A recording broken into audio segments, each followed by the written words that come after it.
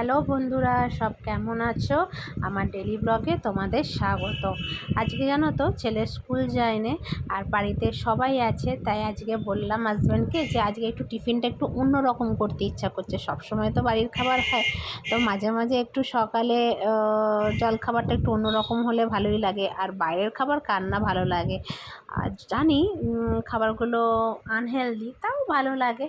তো যাই হোক, হাজব্যান্ডকে বলেছি, তো এসে যখন প্যাকেট খুলছি দেখছি ছোট ছোট ঠোঙা, ছোট ছোট প্লাস্টিকে সব খাবারগুলো ভাগ করা। আমি বলছি, হ্যাঁ গো, এরমভাবে এনেছো কেন? বলছে যাতে খেতে সুবিধা হয় সেই জন্য। দেখলাম হ্যাঁ গো, দোকানদার তোমাকে দিয়ে দিল? বললো হ্যাঁ, আমি দোকানে গিয়ে বলেছি আমাদের বাড়িতে মিস্ত্রি লেগেছে, তাই সবার জন্য ভাগ ভাগ করে দাও। বলছি বাহ, তোমার বুদ্ধিটা তো খুব ভালো। তো দেখো, প্রত্যেকটাতে আলাদা আলাদা করে সব জিনিস নিয়ে এসেছে। তো আজকে সকালে টিফিনে ছিল পেটাই পরোটা, ঘুগনি, ডিম সেদ্ধ আর লঙ্কা। ঠিক আজকে পুরো চচ্চড়ি আর রোদ বেড়ে গিয়েছে, কিন্তু হাওয়া দিচ্ছে খুব সুন্দর। ও চলো, টিফিন তো হয়ে গেছে, রান্না বান্না আস্তে আস্তে বসিয়ে দিই। আমার মা এখানে কিরকম ছোট গাছ বসিয়েছে, দেখো ছোট ছোট গাছগুলো অনেকটা হয়ে গেছে। এই দেখো, এই দেখো, এই দেখো।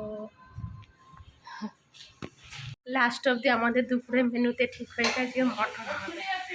তো এখানে মটন কষা হয়ে গেছে। এই দেখো, মাংসের টেস্ট কেমন হয় কালার দেখলেই যাবে। এটা তো কালারটা এসেছে। প্রতিদিন যখনই মটন হয় আমাদের শুধু মটন বিরিয়ানিটাই কদিন ইদানিং বেশি হচ্ছিল। তো আজকে বলেছি জাস্ট মটনের পাতলা পাতলা ঝোল আর ভাত। তো আজকের মেনুতে সেটাই আছে, এর সাথে শাক ফাক তো থাকবেই। তো চলো, আর আজকে রান্নাটা পুরোটাই মা করছে, কারণ আজকে ছেলে বাড়িতে আছে আর ছেলেকে আমি আজকে পড়াতে বসেছি, তো তাই। দুপুরে রান্না বান্না হয়েছে তো অনেক কিছুই, কিন্তু তার মধ্যে থেকে আমি আমার পছন্দের কিছু কিছু আইটেম বেছে বেছে খেয়ে নিয়েছি। তো প্রথমেই ছিল করলা আলু ভাতে, যেটা আমার খেতে খুবই ভালো লাগে। তারপর আমি খেয়েছি তোমার লাল শাক, যেটা হয়েছিল ইলিশ মাছের মাথা দিয়েছে, তো সেটাও খেতে হয়েছিল দুর্দান্ত। আর আগেই দেখিয়েছি আজকে বাড়িতে মটন হয়েছে, তো মটনের আজকে পাতলা পাতলা ঝোল হয়েছে। এটা দিয়ে আর একটু লেবু চিপকে খেতে যা লাগে না, জাস্ট অমৃত। তো আজকে দুপুরে খাওয়া দাওয়ার মেনু আমার কাছে তো এটাই ছিল, হয়েছিল অনেক কিছুই না, আমি খেয়েছি এটা দিয়ে।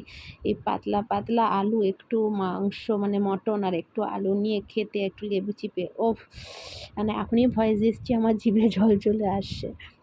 সন্ধেবেলা আমি আর আমার হাজব্যান্ড বেরিয়ে পড়েছি মার্কেটে, কিছু কেনাকাটি করার ছিল আর রাতের ডিনারটাও কেনার ছিল, তাই বেরিয়ে পড়লাম। এটা হচ্ছে রিলায়েন্স স্টোর, যেটা নতুন হয়েছে ডানকুনিতে। এটা হচ্ছে ডানকুনিতে এখন এত চারদিকে মল হয়ে আছে যে আমাদের আর কলকাতায় যাবার কোনো দরকারই নেই। এইমাত্র রিলায়েন্স স্টোর ক্রস করলাম। বাজার কলকাতা, প্যান্টালুন্স, পর আরও আছে সামনে, আমরা অতটা সামনে যাব না। আর এখানে নতুন হয়েছে, এটা মনে হচ্ছে অঞ্জলি জুয়েলার্স হয়েছে না আমাদের এখানে নতুন,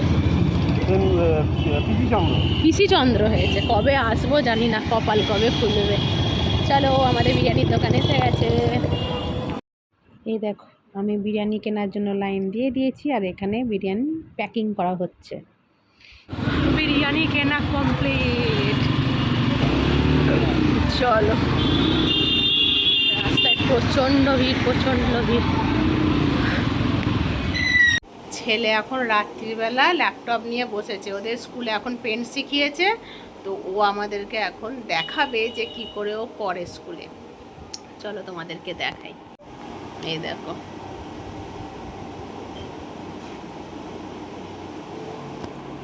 ওর যে প্রবলেমটা হচ্ছে সেটা হচ্ছে মাউসে। ওর মাউস এমনি যে মাউস দিয়ে করে, মাউস প্যাডে রেখে ওটা দিয়ে আর কি ও করে অভ্যস্ত, আর সেই মাউসটা আনতে ভুলে গেছি, মানে আমার চেম্বারে পড়ে আছে।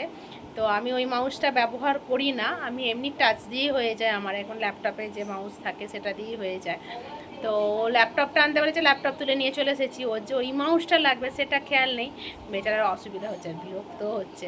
যাই হোক, কালকে যখন চেম্বারে যাবো ওই মাউসটা নিয়ে চলে আসবো, তখন ও ইজিলি করতে পারবে আর কি। এখন ও যেটা পাচ্ছে করছে। ছেলের ওখানে ড্রয়িং কমপ্লিট হয়ে গেছে, আর আমি এখানে চলে এসেছি রাতের খাবার দিতে। তো বিরিয়ানি নিয়ে আলাদা করে কিছু বলার নেই, আমি হচ্ছি পুরো বিরিয়ানি পাগল একটা মানুষ। মানে আমার বিরিয়ানি এতটাই ভালো লাগে যে প্রত্যেক দিন যদি বিরিয়ানি পাওয়া যায় আর কিছু চাই না, মানে সে বাসি হলেও আমার চলবে, এরকম একটা ব্যাপার। আর আমার মতো আমার ছেলেও হয়েছে বিরিয়ানির পাগল, জানো তো। আমার হাজব্যান্ড অতটা পছন্দ করে না, আমার মা ভালোবাসে, আমার বাপি আবার ঘরের তৈরি বিরিয়ানিটা ভালোবাসে, কিন্তু বাইরের অতটা ভালো লাগে না বাপির খেতে। শুধু বিরিয়ানি খেতে না, বাপি যে কোনো খাবার বলে ঘরে তৈরি করে। তো যাই হোক, মানে এখনও যেন মনে হচ্ছে না বিরিয়ানির গন্ধটা আমার নাকে আসছে। বিরিয়ানি কেরম করে খেতে হয় দেখো, আমি কেরম করে খাই। একটু আলু, একটু চিকেন, আর তার সাথে লাগে একটু পেঁয়াজ, জাস্ট নিয়ে